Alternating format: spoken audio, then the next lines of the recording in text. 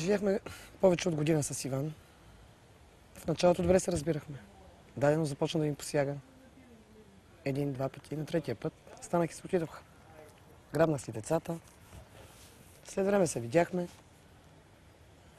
Казах му, че го напускам, да, но се оказах бременна. Исках да му кажа. Дойдех до тук, където живее. Звънях. Никой не се показа. Написах му един, втори, трети СМС.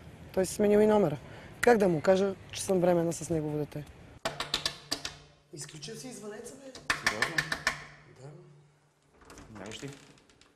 Здрасти, братленце! Какво става, Красимира? Как си, Иванка? Здрасти, бе. Какво става тук? За какво пришли? Искам да те видя. Как си, братле? Атанасе, какво ти се правиш? виждахме Какво много правиш с време. Красимирите? Има, ние сме заедно, братле. Така ли? Как Бебе се имете? Не. Ваши ли? Не. Много сте бързи. Не, негова, затова идвам да ти кажа на новина. Виждаш, че е хубава новината. Какво искаш да ми кажеш, че аз съм баща на това дете? Да. Объркала си човек. Не е вярно. Моля ти се.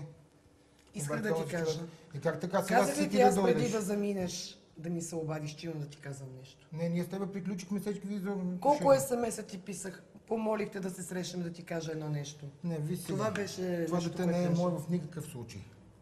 Не ме карай да ходим по Защо чак съдилищата. сега ми го водиш? Не ме карай да ходим Само по с адвокати съдилищата. и съдилища няма да ме плашиш. Няма как да Ще докажеш. ти взема максималната издръжка, да Като знаеш. знам къде ходиш и какво правиш и Ще какви ти ги взема- вършиш. ще ти Не, взема Ванка, не така, бе, максималната не така, бе. издръжка, Срещу да нея, бе, помогна. моля те, бе, не така. Не така, нека да не правим моля. сири се скандали, моля те. Не, Детето виж си е сега. твое.